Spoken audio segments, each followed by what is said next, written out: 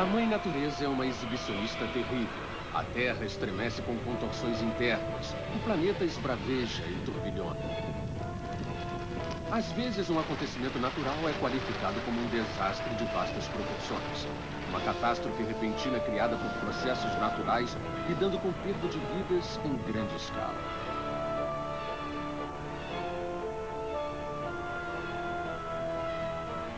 Só no último século, a taxa de mortes dos desastres naturais combinados atingiu 10 milhões de pessoas, com frequência de um só morto.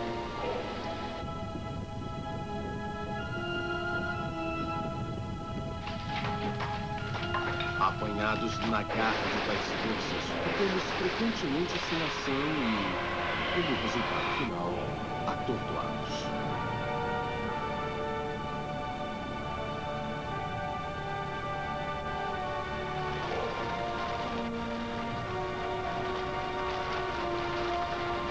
No entanto, os acontecimentos não deveriam vir como uma surpresa quando habitamos um planeta movido pelas leis da física.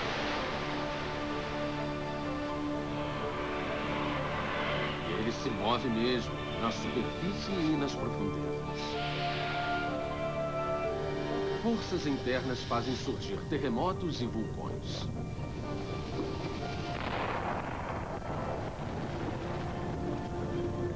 Forças externas mutáveis causam furacões, enchentes, tornados e nevascas.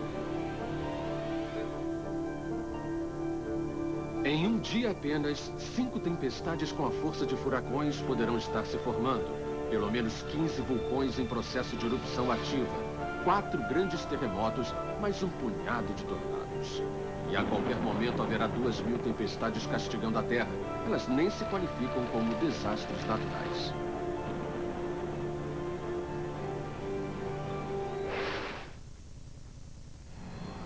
Voltamos a apresentar Testemunho Ocular. Que desastres acontecerão, porém, onde e quando? Um provérbio japonês diz: uma calamidade natural nos atingirá mais ou menos ao mesmo tempo em que o terror da última for esquecido. Será que um acontecimento catastrófico poderia estar ligado de alguma forma a outros? O ano de 1982 foi intrigante. Primavera, e um vulcão entra em erupção. El Chichón, no México. Dentro em breve, terremotos estremecem de um lado a outro sob os mares do Pacífico. O nível do mar do meio do Pacífico sobe até 25 metros. Mais para o oeste, o nível do mar cai. E as temperaturas do oceano se elevam. Precipitações de até 300 vezes acima do normal produzem grandes avalanches na América do Sul. Teria essa série de acontecimentos sido disparada pela erupção vulcânica? Um tipo de efeito dominó. De acordo com a física moderna, um minúsculo incidente pode influenciar alguma coisa bem maior. Por exemplo, quando uma tempestade está se formando, mesmo a ponta da asa de uma borboleta pode ter um papel importante. Enquanto ficamos imaginando o que virá a seguir, tudo parece tão casual. Mas nada é por acaso. Desastres naturais são processos naturais empurrados até o limite. Podemos começar a percebê-los e até os animais podem ajudar.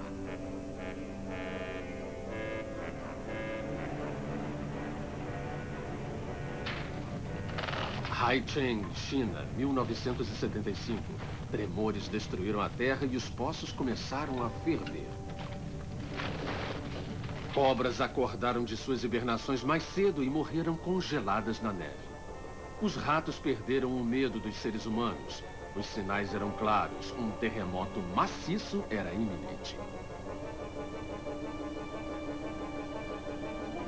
O papel dos animais em prever desastres foi descrito por Plutarco na Grécia Antiga. Em Esparta, 469 anos antes de Cristo, um grupo de meninos estava se exercitando quando, estranhamente, um coelho correu na direção deles. Alguns perseguiram o desorientado animal. Os outros foram esmagados no terremoto.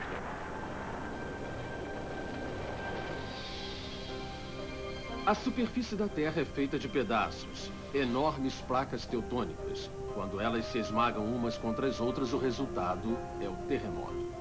Cada placa em relação ao globo é tão fina quanto a casca de uma maçã para uma maçã. Quando a rocha derretida por baixo da crosta escapa, surgem os vulcões. Vulcões e terremotos são mais prováveis ao longo das bordas das placas, como o gigantesco aro conhecido como Anel de Fogo. A Terra em erupção tem sempre inspirado superstição e lenda. Os Maoris, da Nova Zelândia, acreditam que haja um deus dos terremotos e vulcões. Ele estava mamando no peito da mãe, quando, virando o rosto para baixo, ela acidentalmente o empurrou para dentro da terra. Ele tem grunhido e cuspido desde. Cerca de 50 vulcões entram em erupção a cada ano. Mais ou menos 15 estão ativos o ano inteiro. Os outros lançam fogo das suas chaminés esporadicamente.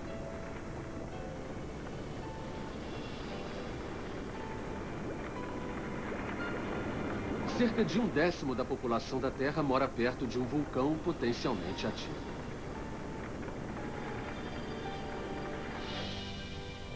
Alguns litorais são visitados por outro desastre mortal, a enorme onda da maré chamada tsunami. A mais alta delas já registrada caiu sobre o Japão com força total, de uma altura que rivaliza com a Estátua da Liberdade. No mar aberto, as ondas podem viajar numa velocidade colossal, tão rápidas como um avião a jato. Elas diminuem a velocidade à medida que se aproximam do litoral. O termo onda da maré pode ter surgido porque as ondas vêm em sequência, como as marés. A primeira explosão de água será seguida por outras.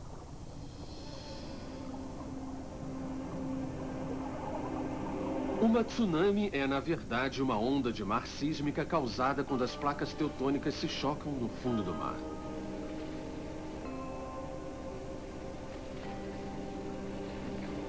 O Havaí se encontra em grande risco, bem no centro do Anel de Fogo. Em 1946, uma tsunami se lançou em direção às ilhas, partindo de uma fonte perto do Alasca. Em Hilo, os marcadores de estacionamento dobraram ao meio. Os trilhos das ferrovias foram arrancados e 159 pessoas morreram. Porém, uma tsunami é somente um só ato no repertório dos dilúvios. Mais pessoas morrem de inundações do que em qualquer outro tipo de desastre natural.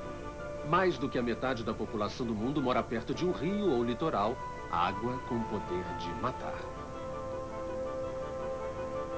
Cada vez que a água das inundações se agitou através da história, as lendas das inundações surgiram com ela. Noé é talvez o mais famoso sobrevivente que procriou novas gerações.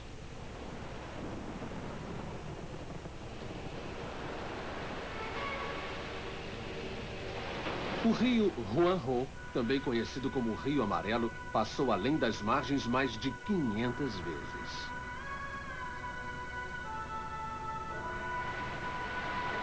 Em 1887, ele inundou uma área de 8.000 quilômetros quadrados, matando mais de 1 milhão de pessoas.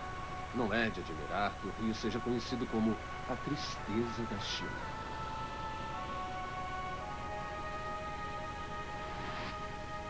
Água e não terremotos disparam a maior parte dos deslizamentos de terra. Cada gota de chuva golpeia a terra com a força de uma minúscula bomba, mudando o solo com cada respiro.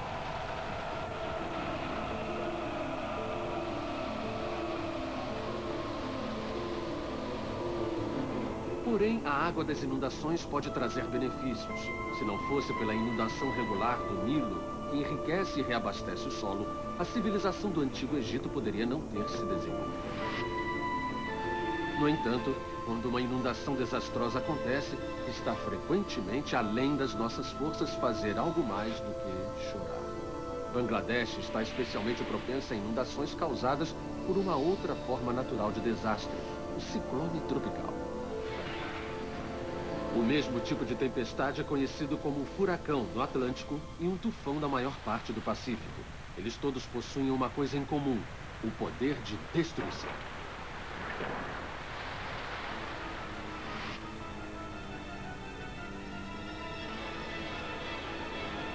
A cada acontecimento desumano é dado um nome humano para distingui-lo dos demais. O furacão Andrew ocorreu em 1992. Um dos mais caros desastres na história americana resultou numa devastação estimada em 30 bilhões de dólares.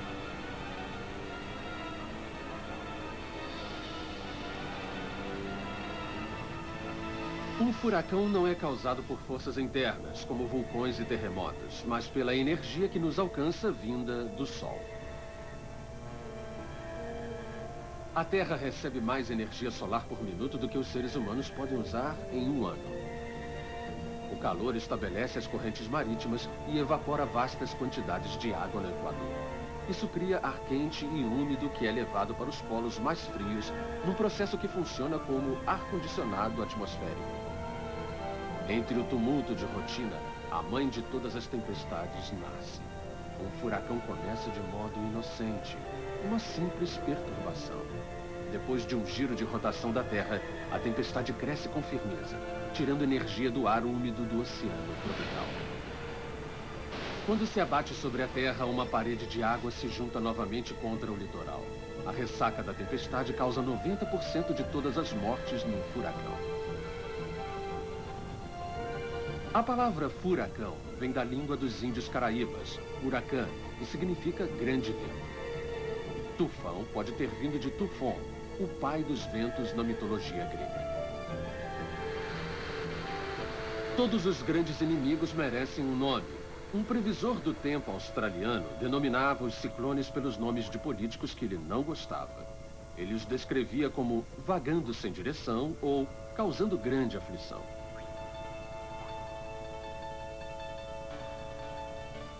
Durante a Segunda Guerra Mundial, o primeiro piloto a localizar um furacão deu-lhe um nome. De repente, todos os furacões tinham nomes femininos, aqueles das namoradas favoritas. Agora, os nomes de homens e mulheres recebem uma divisão igual, enquanto as nações asiáticas preferem números aos nomes. Para as suas vítimas, qualquer furacão parece a tempestade número 1. Tentativas de apaziguar o furacão semeando-o com produtos químicos, por exemplo, foram abandonadas. Uma previsão mais eficaz é a melhor esperança para se evitar perda de vidas. Voltamos a apresentar Testemunho Ocular. O Japão recebe 1/4 de sua chuva anual dos tufões.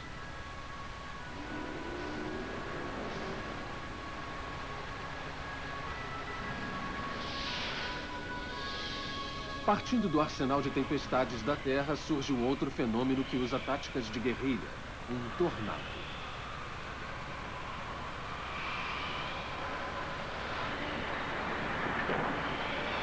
Um ciclone excêntrico carregou um vidro de conserva por uma distância de 40 quilômetros, para então colocá-lo no chão intacto. O outro abriu ao meio um poste telefônico e colocou dentro um canudinho. Um tornado infame, o triestadual, varreu 3 estados americanos no centro-oeste em 1925. Em 3 horas, ele matou 689 pessoas.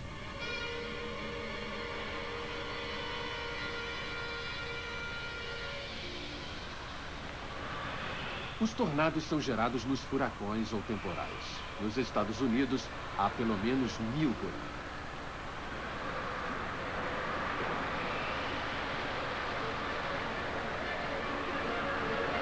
Um tornado geralmente surge da parte de trás de uma tempestade, onde uma corrente de ar frio indo para baixo introduz ventos horizontais mais quentes. Devido ao fato de que os ventos do tornado espiralam para dentro e para cima, eles criam um vácuo capaz de sugar uma casa das suas fundações.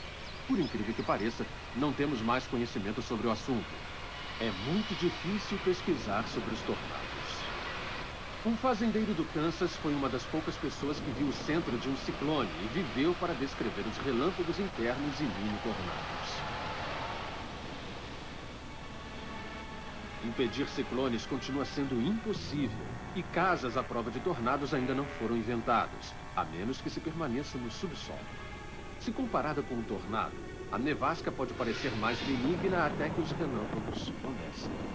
O relâmpago é um ato da natureza disposto a aparecer em qualquer parte, Ele ilumina nevascas, tornados, furacões, erupções vulcânicas e até mesmo tempestades de areia como complemento dos temporais. Uma nevasca é o resultado da colisão de sistemas do tempo denominados frentes, porque eles se comportam como exércitos se reunindo para a guerra. Quando uma frente fria se introduz como uma cunha por baixo de uma frente quente, sua umidade pode se condensar e cair como neve. Uma nevasca tem ventos horizontais fortes, conduzindo grandes quantidades de neve e temperaturas bem abaixo do ponto de congelamento. Felizmente, as nevascas não matam tanto quanto antes. A nevasca americana de 1888 levou pelo menos 400 vidas. Porém, uma nevasca como a porga siberiana ainda é uma força que deve ser considerada. As pessoas podem morrer congeladas a poucos passos de suas casas, perdidas na neve, lançadas pelo vento. Porém, a nevasca é como dinheiro no banco, caixas fortes de água congelada subterrânea a serem liberadas na primavera. No entanto, às vezes, uma barreira de neve não fica parada, esperando.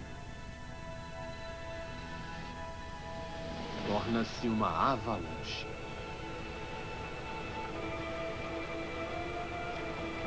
Uma rampa com um ângulo de 30 a 45 graus, com a montagem de neve ou gelo, é o cenário mais provável para um desastre.